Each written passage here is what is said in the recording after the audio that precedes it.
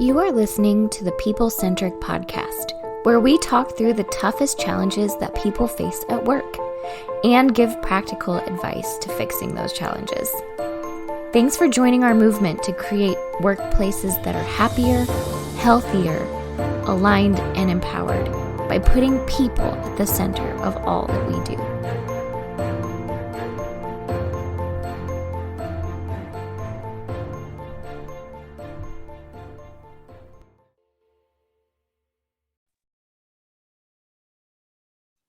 Hey, People Centric leaders. Good to be with you again on the People Centric podcast. This is Matt Griswold, joined along here with Diana Royalty and Bethany Taft. We'll get them on in a moment, guys. You'll have your moment here in just a minute. Let me frame the conversation that we are about to have today. And this is maybe kind of piggybacking on a previous conversation that we've had, maybe more at an executive level. And we call this, if you've been in any of our conferences or heard Don or I speak about this idea of executive quicksand, this leadership kind of quicksand, where from a leadership's perspective, it feels like I'm no longer in control of my day. I have no time to be able to do the things. And sometimes it's counterproductive. Sometimes I have no time to be able to train the people to help me do the things. I have to do all the things, and pretty soon you get stressed and burned out. Today, what we wanted to do is take a spin just a little bit from an employee level. There's going to be a managerial element here too, but also the employee level. And let me tell you what I mean. Recently, I was in a manufacturing complex that we work with, and we see this from time to time. And let me tell you, it's not just in manufacturing. We work in many different types of organizations, and something we consistently hear, especially from the managers, as we are wanting to, first of all, gain access to the people, because that's what we do. We try to work with the people from the ground up.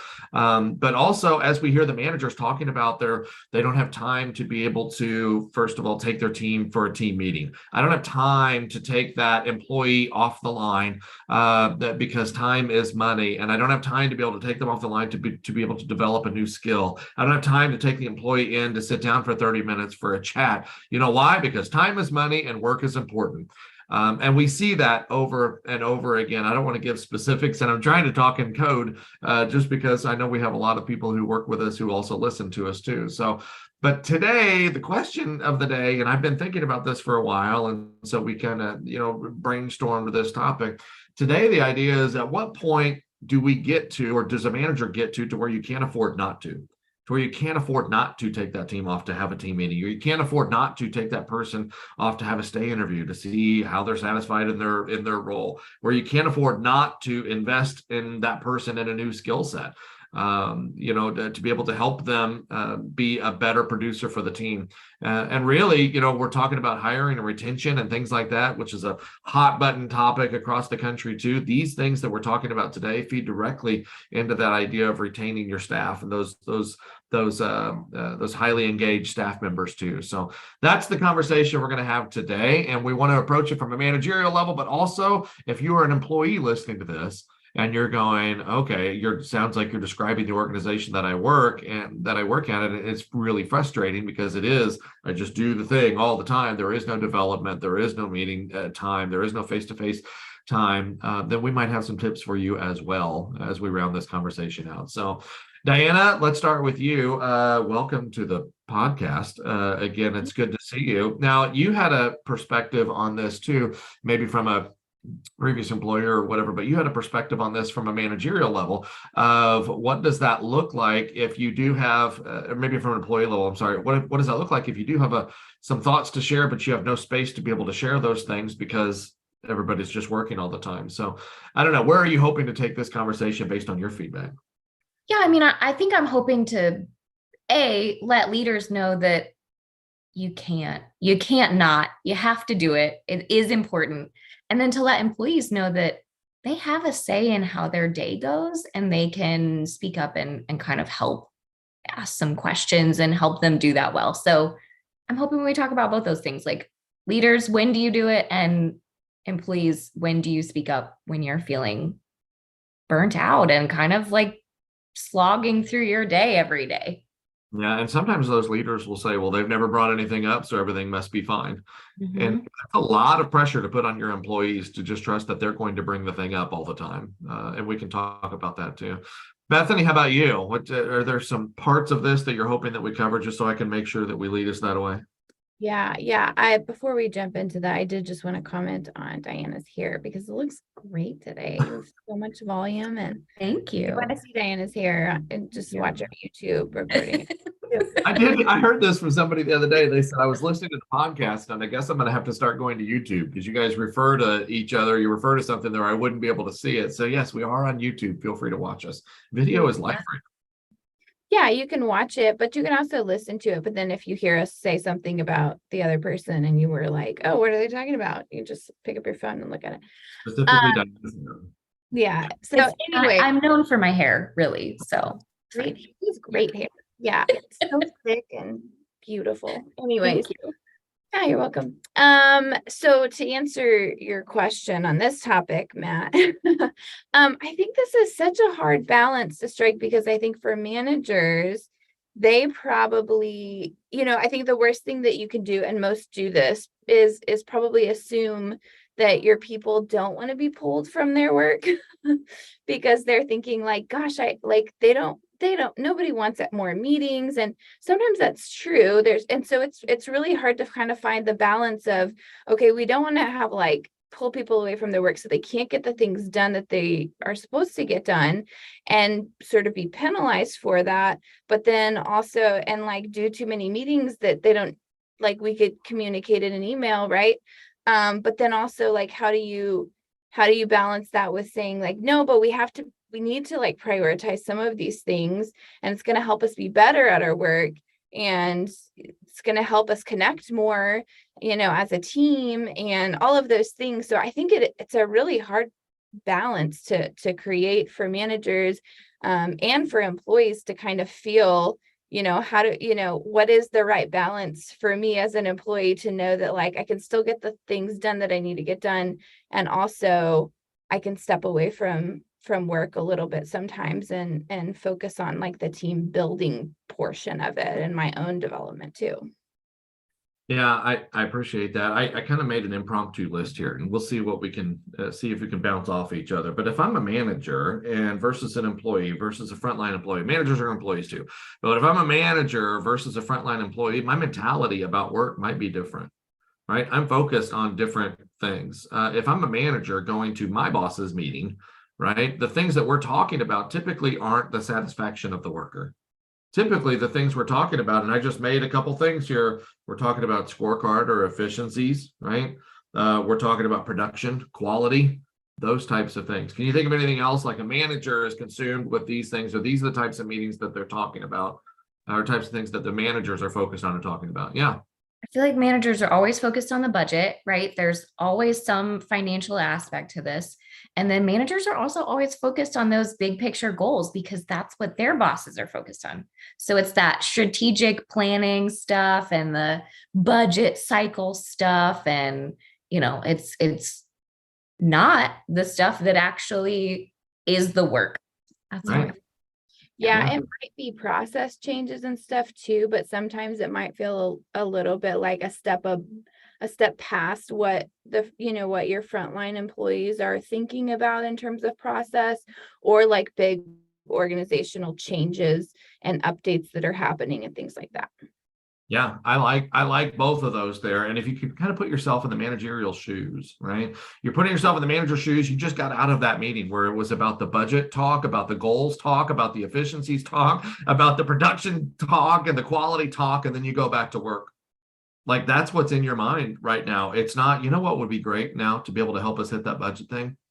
It'd be to pull everybody off of their job right now and bring them in here for like some pizza and team building, whatever. I'm using a very loose description of that. It'd be great to be able to pull off some people right now and just talk about their goals and what they're doing, how's life, And so I think through no fault, and maybe this is the free pass that I'm giving to managers listening right now, like maybe it's not all your fault. Right? Maybe it's not all your fault. Maybe your mind is consumed with other things that have been fed to you, which they should be. We're not saying any of those things are bad. all of those things are good, but maybe how we're accomplishing those things. Now, let's put ourselves in the employee's shoes, right? If that was the mentality of the manager, what's the mentality or focus maybe on the employee? What do you think they're thinking about throughout the day? They're doing the work. I mean, like, it kills me when managers don't think about how their employees are working, right? The employees are the ones that make the company go. So if we're thinking about budgets and all of these other things, and we're not thinking about how do we make the company go? How do we deliver our product? How do we produce our product? Those types of things. Like, that's what the frontline people are thinking about. They're thinking about the product and the customer. And I love that that's what they're thinking about. But that's what they do all day. They're in the midst of it, doing the things that take to make the company a company. And I think what you just described there, and Bethany, I'll come to you. I think what you just described there too, I think a lot of people in their minds would push back on that, but it's true. The reality is those frontline employees want to help organizations, whatever business that they were working for, they want to help them be better. And they want to know that what they did was something that helped them be better at the same time too. Bethany, I'm sorry, go ahead. No, I think it's, to add on and build on to that, I think it's a lot of trying to figure, like, it's a lot of problem solving, right? It's like, how do I take the next step that I'm supposed to take?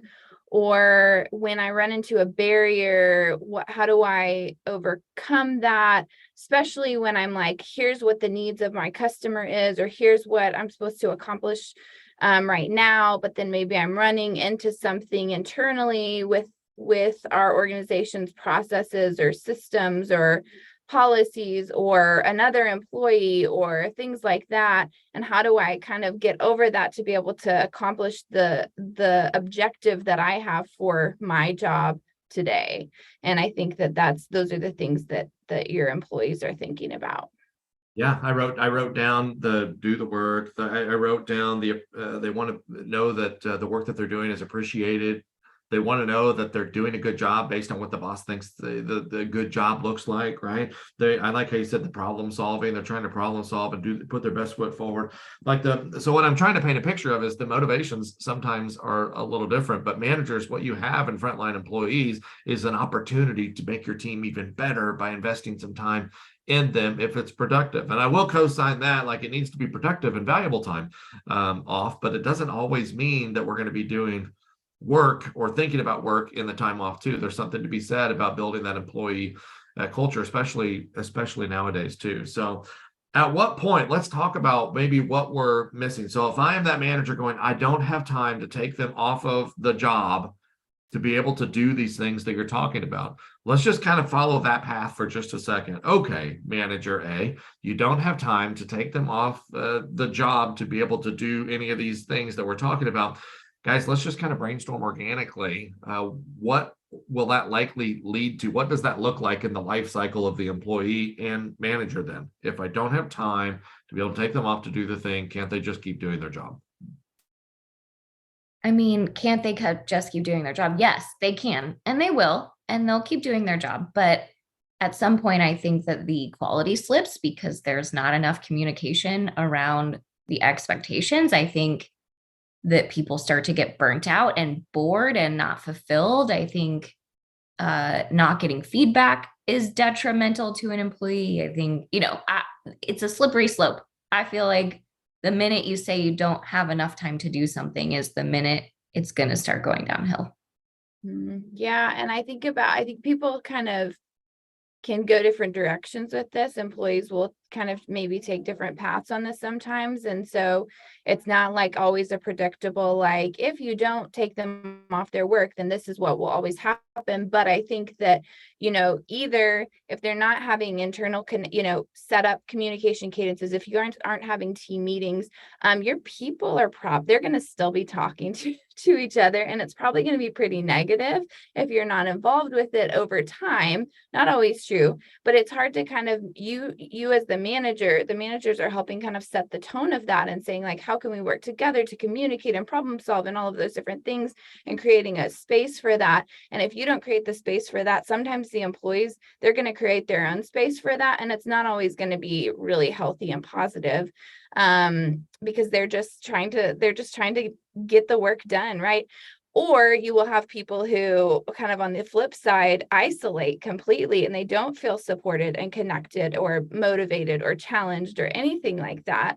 And so then they just start to disengage and they might fall off the map and just say, I think I need to go be somewhere else because I just don't feel like I have support here. So I think you kind of see some different directions there. Yeah, I would agree. I would agree with that. And you kind of alluded to it, Bethany, there too. But Diana said quality will start to slip. So will creativity. And if I'm a manager, I don't want that. I want them also trying to help me solve for different creative ways that we can be more productive or more efficient. And sometimes that means I've got to spend some time investing in them, maybe developing a new skill set so they'll be even a better employee for me down the road. I was in a meeting recently. And one of the conversations that one of the older school managers, I guess, had talked about was the kids today, the generation today doesn't, they just don't work, right? They don't care about working. They don't want to work. And it just work looks different. And I had to push back just a little bit.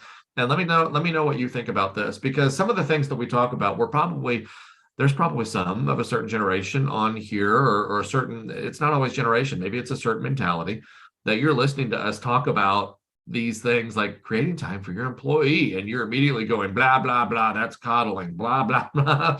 That doesn't work. That's so stupid.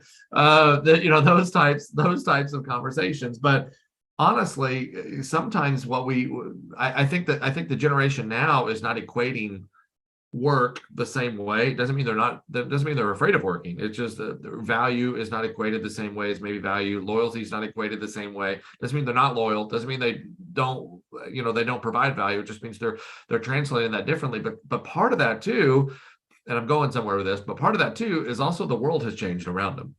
The world has changed around them. The world that they grew up in is different than the world that you grew up in now as well. And so one of the other comments that was made from one of the other leaders in the room said, I think it's important for us, if we want to combat that, because there's two ways we can combat that. We can sit around this table and complain about how they're not doing it the way that it should be done, or not doing it the way that I would have done it, or not doing it the way that, we did it whenever.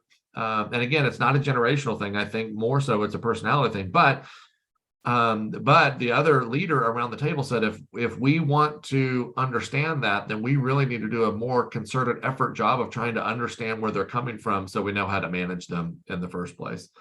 So how do we do that? Like, how do we take the time to be able to get to know them? And maybe if I'm a manager going, okay, I mean, you're kind of selling me on the idea of taking the time, but I don't know how to spend that time. What's the most fruitful use of spending that time to be able to get the biggest bang for my buck, so to speak? If I am going to make the decision to get some of these employees off, then is it a pizza party? Is it a performance evaluation? Like, what is it? How do I spend the time if I am going to take the jump and say, okay, guys, we're not going to work, quote unquote, for an hour and have a meeting? Like, what's the best use of my time as a manager?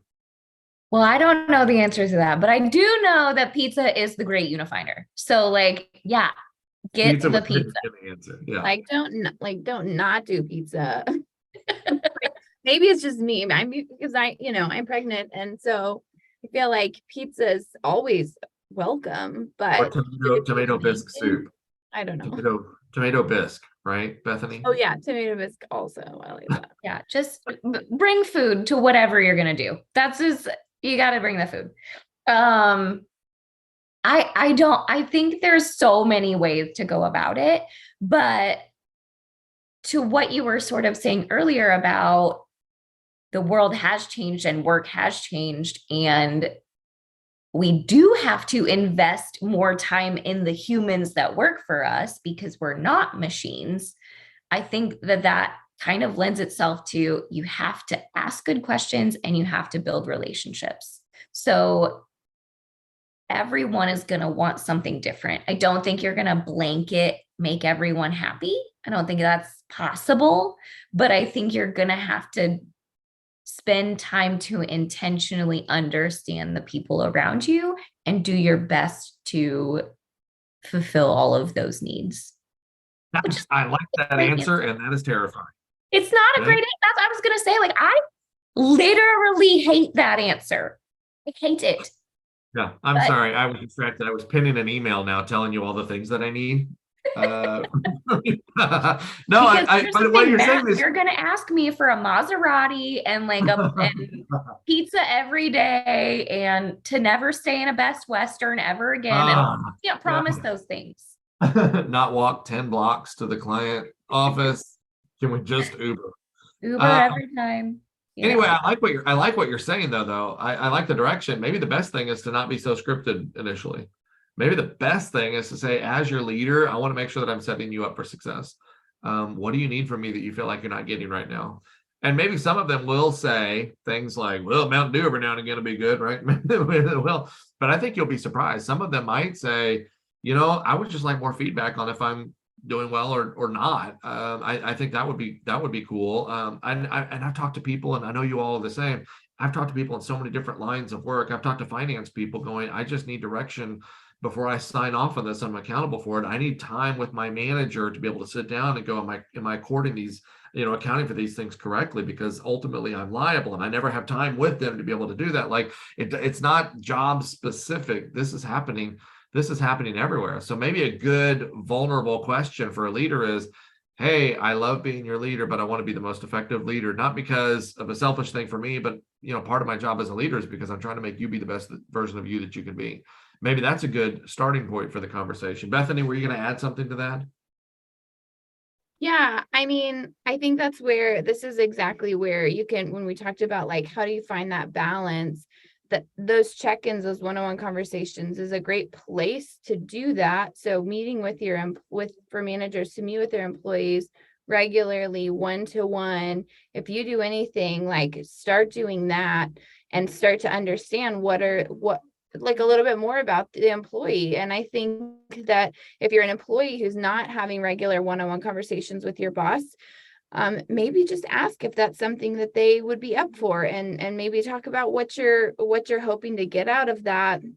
But I think that to those points that you guys are talking about too, you're going to find out that's a great place for employees to share, like, yeah, what do I need? Like, do I want more communication? Do I want to be more involved in, process improvements? Like, what makes sense for me to take time away from my actual job to be contributing to? But then, yeah, you're probably going to have employees that show up to those conversations and are like, I'm really okay. Like, I'll let you know if I need much, but otherwise, like, I really just want to go do my job and I don't need to be on lots of extra projects and whatever. That's cool. You're going to have people who have different answers for that. You're also going to understand like how they like to be recognized or praised, or how much acknowledgement that they need or don't need for their job. And that's really important too. I think this is one of those things that contributes to retention so much, is having these conversations, because, and this is what I would say the case for like the relationship building side of work is because it hasn't, traditionally always been a part of the conversation of understanding where people are coming from personally. But if you do, then that helps understand just like where your people are when they come in the door every day.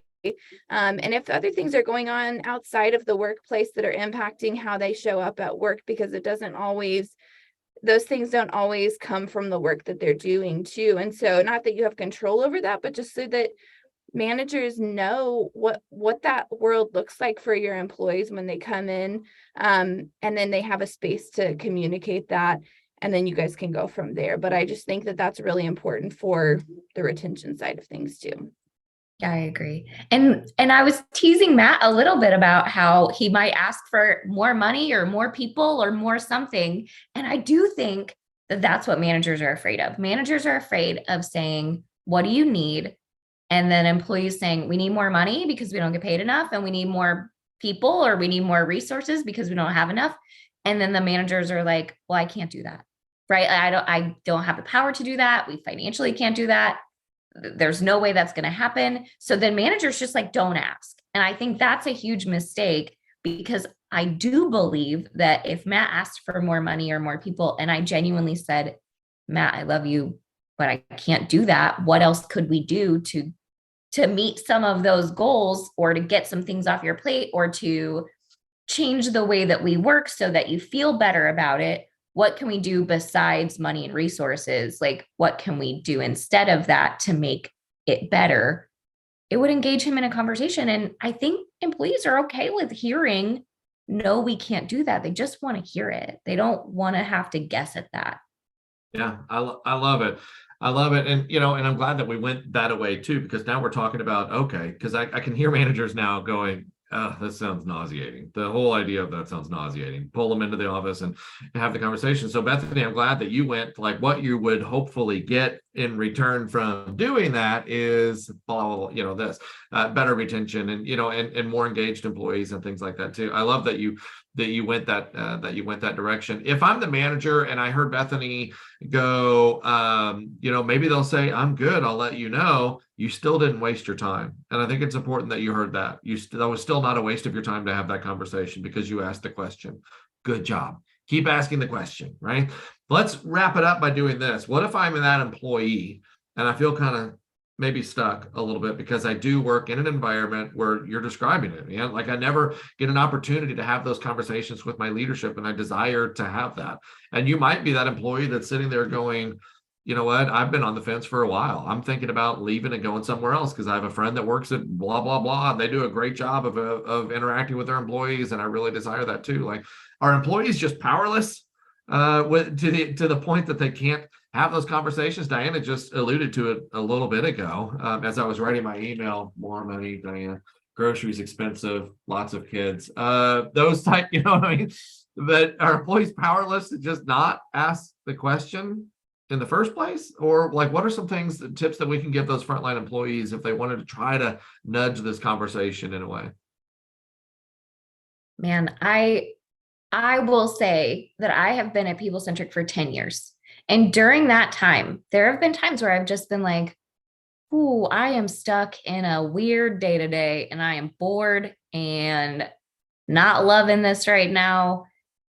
And, in those moments, you could say, like, my boss is a jerk and he doesn't care and all of these things. But I think if you looked at it and said, well, I haven't really asked, I haven't tried to find out, I haven't even tried to engage him in a conversation. I think if you flip the script a little and say, what would happen if I did ask for something, or what would happen if I asked some questions to find out more information about a situation?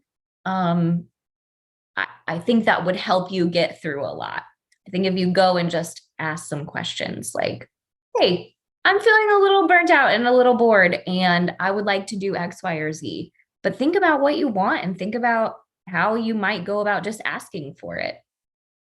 Yeah, I think a lot of employees think, though, they're like, realistically, like, that's not my job, though. That's my boss's job. They're supposed to talk to me. I'm not supposed to be the one to like reach out to them, right? Which I get it. I hear you. Yes. Like, we hope that our managers and our bosses are like the best and they are so on top of it and they want to talk to us and they want to ask us these questions.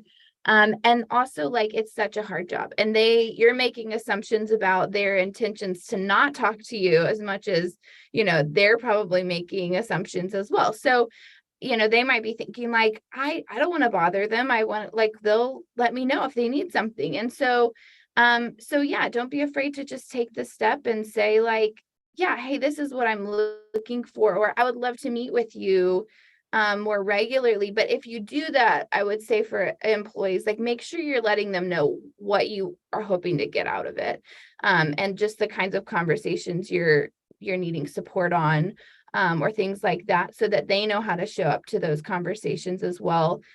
Because I know that that's a little bit awkward, but if you do reach out and then you're like, hey, I want to have some regular check-ins, and then your boss is like, okay, let's put it on the calendar, and then they're sort of not sure like what you need in that space. So just say what you're hoping and sort of say like, I have some things on my mind that I want to talk about, or I'd love to talk about some goals, and can you help me with that? Or can you give me some more insight on like where we're going as an organization? Because I just feel a little bit lost with that. Or I have, just being able to give a little bit more upfront thought and communication about what you want to get out of those regular conversations, if that's something that you need.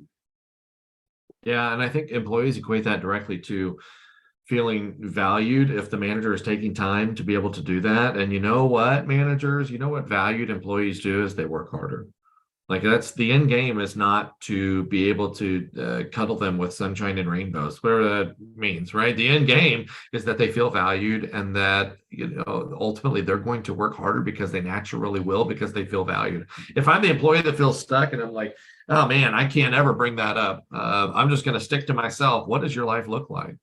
You're going to ultimately wake up one day and go to a job that you do not want to be at. And that is going to continue to suffer with quality and work. And you're going to start to build fences and you're going to start to despise the people that maybe you work with and work around and work for. And ultimately, you might work yourself out of a job because you didn't have that initial conversation. Like you're winning, just like the manager was winning whenever the employee came in and said, everything's good. You're winning, employee, if you can say, this is what I would desire to have as far as a regular cadence of maybe just a performance talk or a check-in, a stay interview, just once a month. I would love to have that. And say it again, or training. More training. Like maybe it's like, I just don't know if I'm doing this right. Can we focus on this more? Yeah. Yeah. And even if it goes nowhere, you're still winning. And now you kind of know maybe it is time to move on. Maybe it is time to go a different direction. Don't run yourself into a horrible place of existence, going to a job that you don't want to be at. So hopefully, I'm glad I ended it on that note. Thanks for listening. I think there's pros and cons to both of those things, but hopefully if you're a manager, you heard something there. You heard that, okay, what's the first step I can do to be able to try to engage these people? And hopefully if you're the employee, you heard something and you can say, you know what, I have a little bit of accountability in how I feel valued here as well. Maybe it's time to send an email or just simply ask the question. But either way, somebody's got to start that to be able to create some space. Again, the point of the session today, or the point of the podcast today, was I understand sometimes it feels like I can't afford to take them out of that role, but managers, employees, think about that point. Where's the point for you personally where you can't afford not to? Because that will come to a head as well. So thank you so much for listening. This is the People Centric podcast. Gosh, we love hearing from listeners, by the way. And we heard Bethany just got rave reviews the other day of somebody that was, she got to meet a fan. I don't know if you actually met her. Did you meet her, Bethany? Can I put you on the spot? Or did they say that after you left the room? You know what? I heard that she was excited to meet me because she listens to the podcast, but to be honest, she didn't say anything to me. She said something to somebody else. So I was like, oh gosh, I wish she would have. So don't be afraid to just say hey to us if we do interact with you and you do listen to our podcast. Like we love, just be like, hey, I listened to the podcast and you don't know me, but I would love to talk to you. I think that's great. Come take a selfie. Let's take a selfie. We'll put it right on LinkedIn. Anyway, so if you like the podcast, feel free to share it with your friends. Feel free to distribute that. If you are the manager, and maybe that's a good step. You think there's some good stuff out of this, and you have a team of employees that you think might also benefit from listening to it. Maybe you can just share the podcast with your staff. Maybe they'll get something out of that as well. So thank you so much for listening. We love you. Have a great day.